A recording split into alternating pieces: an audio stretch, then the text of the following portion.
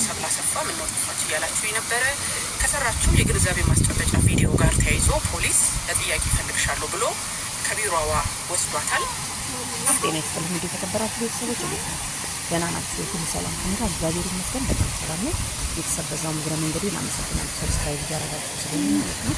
በመቀጠል ደግሞ እንግዲህ ጠበቃ ሰብለ እናጣታለን ቲክቶከር ነችና ብዙ መረጃዎችን ታስተላልፍልናለች። ምክንያቱም ያው የሚወጣ መረጃዎች ከዛ ስለሚጀምሩ የተሳሳተ ሳይሆን ትክክለኛ መረጃ ማለት ነው። እና ከትላንት በስቲያ እንግዲህ አይታችሁ ከሆነ መብራት ኃይልን በተመለከተ ወይም መብራትን በተመለከተ ቆጣሪን በተመለከተ የሆነ መረጃ አውጥታለን ነበር ማለት ነው። እና ምንድነው ያለችን ሰብለ ይሄኛው የሰው ቤት ጎረቤት ከሆነ ወይም ደግሞ ከመንገድ ውጪ ወይም ከግቢው ውጪ ሌላ ሰው ቆጣሪ ላይ ከጠለፈ ያኛው የጠላፊው ወይም ደግሞ የቆጣሪውን የጠለፈው ሰው ያኛው ግለሰብ ማለት ነው ከቆጣሪው ውጪ ያለው ሰው 20 ሺህ ብር እንደሚቀጣ እንትን ዘግባልን ነበር ማለት ነውና የሚገርማችሁ እኔ ይሄን ሰምቼ ሄጄ ያላወራው ሰው የለም። በቃ አሁን ቆጣሪ የሌለን ሰዎች በጣም አስቸጋሪ ነው። ምክንያቱም ቅጣት እየመጣ ነው እየተባለ ነው። ሰው እንዴት በአሁኑ ሰዓት እኮ ቆጣሪ ማስገባት በጣም ከባድ ነው እና ለማስገባት ራሱ ብር ራሱ ይዛችሁ ያለው መከራ በጣም ከባድ ነው እና በጣም ደንግጠን ነበር ሁላችንም ማለት ነው።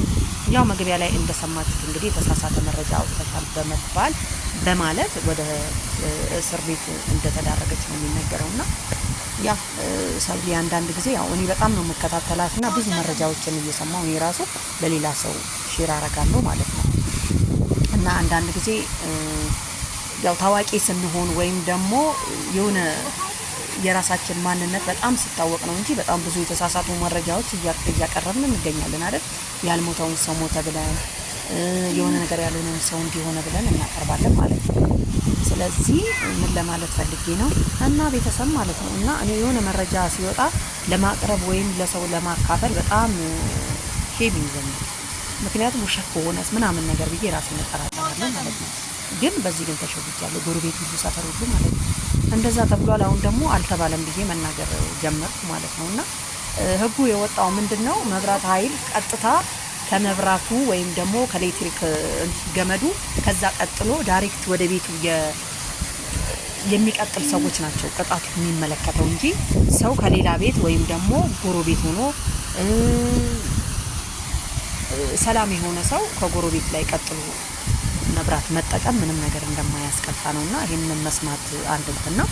እንግዲህ አንዳንዴ መረጃዎች ይገለባበጣሉ ምንም ማለት አይደለም ለማለት ያክል ነው። ያው እኔም ዋሽቻለሁ ለማለት ነው በነገራችን ላይ እና ሰብሊና ነገሩ አድናቂዋ ነኝ። በቃ እኔ ራሱ ትክክለኛ መረጃ የምትለው እሷን እስኪ ነው ማምነው ማለት ነው። ምክንያቱም አንደኛ ጠበቃ ነች፣ ሁለተኛ ደግሞ ቢያንስ የሆነ የሚቸግራችሁ ነገር ካለ ልረዳችሁ ዝግጁ ነኝ ትላለች ማለት ነው። እና አንዳንድ ጊዜ ብዙ ሰው የሚረዳን ነገር እያጣን ማድረግ እየፈለግን ስለማንችል ብቻ ማለት ነው።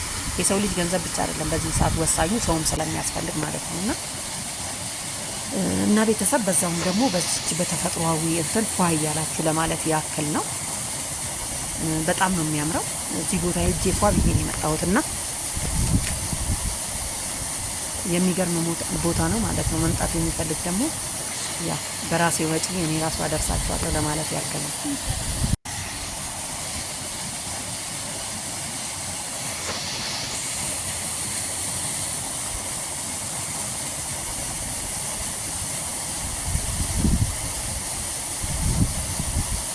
እና ቤተሰብ ማለት ነው እና እኔ የሆነ መረጃ ሲወጣ ለማቅረብ ወይም ለሰው ለማካፈል በጣም ሄቪ ይዘኛል። ምክንያቱም ውሸት ከሆነስ ምናምን ነገር ብዬ ራሴን እጠራጠራለሁ ማለት ነው። ግን በዚህ ግን ተሸውጃለሁ። ጎረቤት ሁሉ ሰፈር ሁሉ ማለት ነው እንደዛ ተብሏል። አሁን ደግሞ አልተባለም ብዬ መናገር ጀመርኩ ማለት ነውና ህጉ የወጣው ምንድነው መብራት ኃይል ቀጥታ ከመብራቱ ወይም ደግሞ ከኤሌክትሪክ ገመዱ ከዛ ቀጥሎ ዳይሬክት ወደ ቤቱ የሚቀጥል ሰዎች ናቸው ቅጣቱ የሚመለከተው እንጂ ሰው ከሌላ ቤት ወይም ደግሞ ጎረቤት ሆኖ ሰላም የሆነ ሰው ከጎረቤት ላይ ቀጥሎ መብራት መጠቀም ምንም ነገር እንደማያስቀጣ ነውና ይሄንን መስማት አንድ እንትን ነው። እንግዲህ አንዳንዴ መረጃዎች ይገለባበጣሉ ምንም ማለት አይደለም ለማለት ያክል ነው። ያው እኔም ዋሽቻለሁ ለማለት ነው በነገራችን ላይ እና ሰብሊና ነገሩ አድናቂዋ ነኝ። በቃ እኔ ራሱ ትክክለኛ መረጃ የምትለው እሷን ነው የማምነው ማለት ነው። ምክንያቱም አንደኛ ጠበቃ ነች፣ ሁለተኛ ደግሞ ቢያንስ የሆነ የሚቸግራችሁ ነገር ካለ ልረዳችሁ ዝግጁ ነኝ ትላለች ማለት ነው። እና አንዳንድ ጊዜ ብዙ ሰው የሚረዳን ነገር እያጣን ማድረግ እየፈለግን ስለማንችል ብቻ ማለት ነው። የሰው ልጅ ገንዘብ ብቻ አይደለም በዚህ ሰዓት ወሳኙ ሰውም ስለሚያስፈልግ ማለት ነው። እና ቤተሰብ በዛውም ደግሞ በዚች በተፈጥሯዊ እንትን ፏ እያላችሁ ለማለት ያክል ነው። በጣም ነው የሚያምረው። እዚህ ቦታ ሄጄ ፏ ብዬ ነው የመጣሁትና የሚገርም ቦታ ነው ማለት ነው። መምጣት የሚፈልግ ደግሞ ያው በራሴ ወጪ እኔ ራሱ አደርሳቸዋለሁ ለማለት ያክል ነው።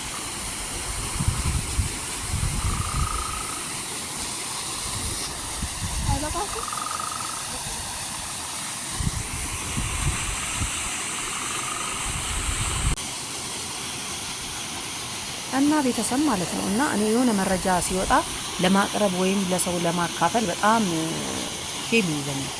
ምክንያቱም ውሸት ከሆነስ ምናምን ነገር ብዬ ራሴን እጠራጠራለሁ ማለት ነው።